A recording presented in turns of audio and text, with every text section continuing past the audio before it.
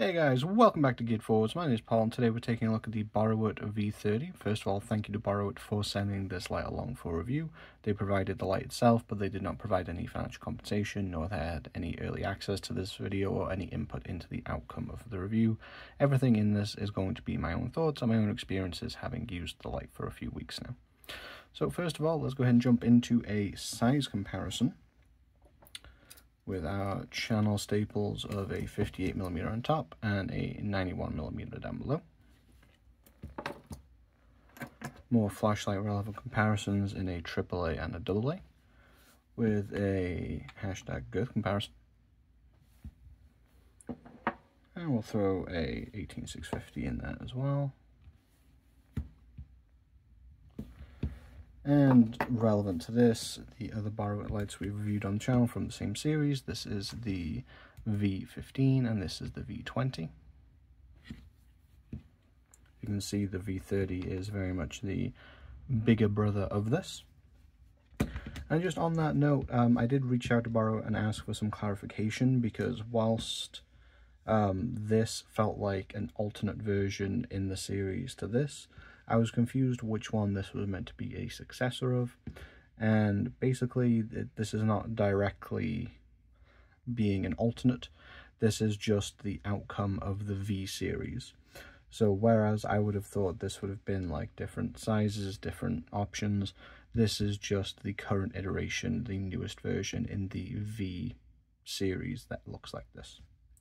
With that, let's go ahead and jump into a design overview. Now this does also come in a black, which would end up looking like this. However, this clear case gives you one additional benefit, and that is that it is glow in the dark. You can see that, and that kind of gets charged up partially when you use these side lights, but would also be charged by ambient light. Now up front we have 5 emitters total. We have this kind of smooth reflector, moderate depth main emitter. Then we have 2 red and 2 UV LEDs in this forward housing, which does give a full 180 degrees of rotation. You can hear the detents there.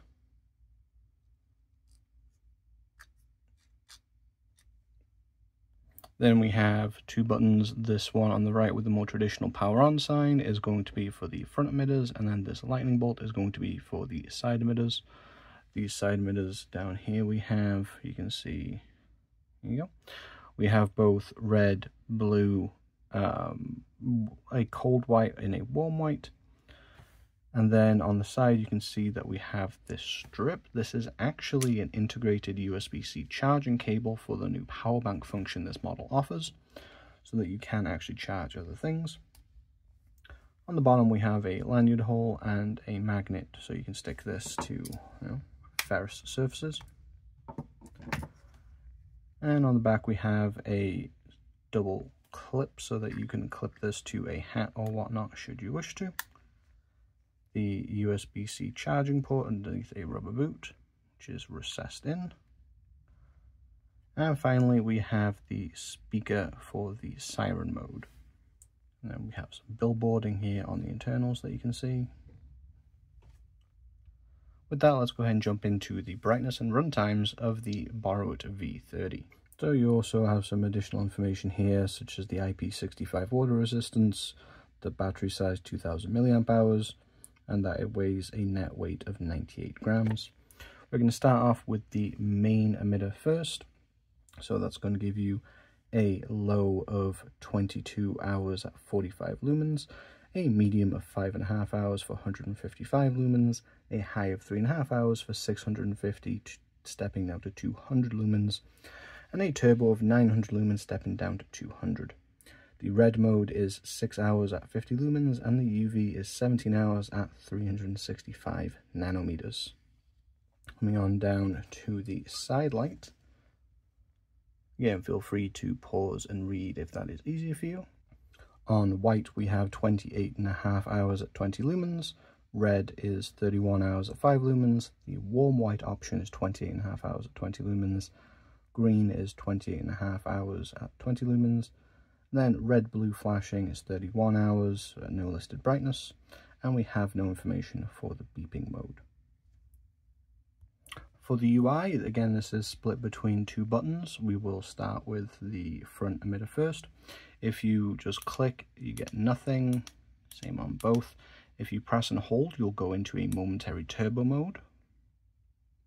See the beam shot here, and there are beams for this in a card up here if you would like to see this at night. To turn it on permanently, you're going to need to double click, and then once you're on, you just click to step through. And then once the light is on, you can, I believe, double click again to switch emitters. Triple click? Yes, triple click. So here we have the UV. And then I believe just pressing once will get you to the red. And the red comes across as very bright. You get a good amount of spill as well as this nice big hotspot. And then just press and hold to turn off. The side, instead of having the turbo, which you also got on the V15, this is going to give you a siren. So headphone users and people with their volumes are particularly loud, this is going to get loud for a few seconds. Yeah, so again, that's significantly louder, I believe, than the V20. You get some flashing as well. And then if you want to just use this normally, same thing again, just double press. And you're going to come into red, blue flashing. This does have mode memory, so you don't have to do this every time. Then here is our cool white, our red mode, warm white, which is giving a lot more of a neutral, to be honest. And then we have a green, and then back to our flashing. Now, if you triple press this, you can see that we have this LED indicator that's come on, and that's actually turning on this. So this is not always active, this is not intelligent. You do have to turn the power bank function on and off. And as you can see, it is in fact charging. Now this will turn off after an amount of time on its own, but it's best to just avoid some, phantom draw from that indicator. Just turn off again, just another 3 presses. There we go. And with that, let's go ahead and jump into the pros. First of all is that the sheer amount of versatility this light offers. You have 3 different types of front emitter on this. Excellent 180-degree rotating head. This is really, really nice. And then you get a bunch of side emitters as well as a power bank function. Between the head, the reverse clip, and the magnet on the tail, you can actually use this in a wider range of scenarios, both as an impromptu headlamp or as a work light if you're working in a space that has a ferrous side, such as a network cabinet or a fuse panel, something like that. And that's great. The instant access to turbo is fantastic. I also appreciate the fact that whilst it's not for me personally, having that click do nothing does mean that it's a lot harder for this to turn on. On that, you can also see, if we come in a little closer, that these buttons are actually sitting in recesses, which means that if the light is flat on a surface, you can't actually press the buttons with any serious, that's not doing anything. But because the recesses are wide enough and these buttons are nice and big, it's still nice and easy to actuate and find the buttons itself. Next up, the addition of the power bank mode is very nice. Have an option for topping up in emergencies. This is only 2000 milliamp hours, so it's not going to be much. It's also not going to be particularly fast charge, but having that in emergency is greatly appreciated. And having USB-C charging in general is also just a nice thing to have. Some people like replaceable batteries, but USB-C charging is its own flavor of goodness as well. Now, whilst it's not for me, the speaker, the beeper, siren getting louder is also a significant improvement. And if you find yourself in a situation where you've perhaps fallen or injured yourself, or you need to get the attention of somebody else, this can be very valuable, particularly as it is coupled with that flashing, which can help if you're injured or if you just are not able to make enough noise The higher pitch also does cut across other background noise, which is why whistles tend to be a lot better than just screaming in general. I will say that if you're thinking of this as kind of a personal alarm or a rape alarm, this is not going to function well for that, because the only way to activate that is to long press this button, and the moment you stop pressing it, it's going to stop. And if you want to use this as a personal alarm, you really want something that has a pin that once the pin is pulled, it's going to keep going until the pin is replaced. So just bear that in mind. This is more emergency signaling rather than personal alarm. Now, jumping on into the cons, or just areas for improvement. First of all, the size of this guy. This is more of a, I guess, a nitpick of modeling, I guess. So this is significantly larger in every dimension than the previous versions, and for this to be kind of just like the sole outcome of these is kind of odd to me. I would have much rather have seen, say, this be a different part of the family rather than a successor light, which is what Boruit told me it was, basically. To give you an idea of what I mean, let's go ahead and take a look at an O-Light version. So here we have the Baton 3, which then goes into the Baton Pro, and then the Pro Max. And as you can see, we have a similar story here, where you have 3 lights, different sizes, different capabilities, different capacities, but they're a family. This just isn't replacing this, because this is really a different kettle of fish to this, right? The weight, the size, it is just very different in terms of carrying, and then the price is also, I think, like $10 different as well. So that is something that I would have rather have preferred to see. Next up, the UI is the same as the V20. I've gotten a little bit better at it. Got a bit of a better feel for it, but there is still an odd cadence compared to the V15, which works as the same you would expect any other light to work with the rapid clicking. This kind of staggered cadence is unusual, and it's not going to be an issue if this is your only light or your primary light, but if you switch between them, or if you're just used to other UIs, that is a learning curve, and it is a bit weird and unnecessary in my opinion, especially when they did the more traditional cadence on a previous model. It's just a little odd. Clip-wise, the tension is a little bit high on that reverse portion of the clip. The front clip actually has a good amount of ramp to it and works pretty well, but I would have preferred to see just this be a little bit looser. This is something you can fix yourself, of course, but ideally you shouldn't have to. And in terms of charging, we have this rubber boot, which is kind of a necessary evil. I don't like rubber boots. They're eventually going to perish, get torn off. They're not great. And they lead to this recessed charging port. Now, this is not as bad as the V20. I had a lot of trouble charging the V20 with different cables. I have not had anywhere near the same problem with the V30, but it is recessed. It is still going to give you a hard time with certain cables because it is kind of needlessly pushed down in there. Again, on the siren sound of things, I have accidentally activated the siren. It is unpleasant, but that's more just a case of a valid feature not being for me personally. I can respect it's there. One thing that is a little confusing to me is the power bank function of this light.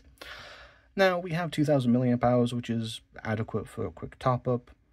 I don't like using stuff like this with such short capacity as a power bank, because you are actively robbing yourself of a tool to prolong your phone or something else. What's really confusing to me here is this cable. We have a USB-C port in the light. I would have much preferred that being omnidirectional so that you can just plug a cable in and then charge something else, rather than having this built-in thing. For one, it's always going to be unnecessarily stressed when you're charging something, right? This is how it wants to be normally. You're going to have to pull it up and stress it over here to actually charge something. And then you've got this, let's face it, consumable. Cables are consumable, attached to your light that is eating up a good portion of space, right? You can see how much this is needlessly taking. And it does beg the question that if they had gone for an omnidirectional port here instead, and not gone for this cable, Could that extra width have been instead devoted to extra battery? That is something that I think would have been more compelling. I don't know if that would have been technically possible. I just find this confusing and another point of failure that is going to just harm the longevity of the light in the long run. And final con is these side lights. So these are actually a pretty decent brightness. Let me turn some lights off for you. You know, you're lighting up very adequately. One thing that bothers me is that this is just mono brightness. There is no adjustability here like you get in other lights like the Rovivon series, Rovivon brand or the Aurora series. So this is all you get, and this can easily be too bright for a lot of tasks if you want to, you know, get really close to something. So I would have much rather had, say, 2 brightnesses, at the very least just for the warm and the cold. And then the other thing on the side lights that I just don't understand. There we go. Who wants this? Who wants like this fake North American police thing? Like, no. It's only ever going to tempt you to get into trouble. It's not even the best thing that you can do to signal. I would have much rather had something like alternating red and white to signal.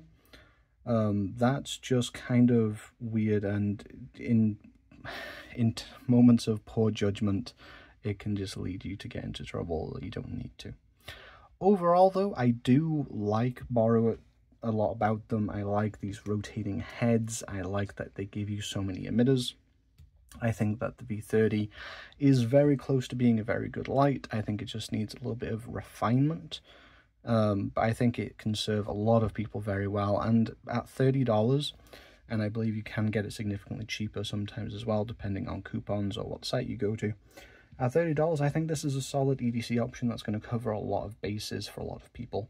Especially if you don't want to carry multiple lights, this can very easily serve the work light, flashlight, headlamp combination very well. Just have to bear in mind that, you know, there are cons to this, as there are with pretty much every single product in the world, and if those cons don't align up with what you want from a light, then you may want to look somewhere else. But if those aren't a big deal to you, then this could be an invaluable part of your EDC kit. That's just what I think. Let me know what you think of the V30 and Boruit in general down in the comment section down below. Whilst you're down there, I'd greatly appreciate a subscribe and like. It does help support the channel, and if you'd like to support the channel more directly, please consider subscribing to Patreon or YouTube membership. But I've been Paul, this has been the Boruit V30, and I will see you in the next one.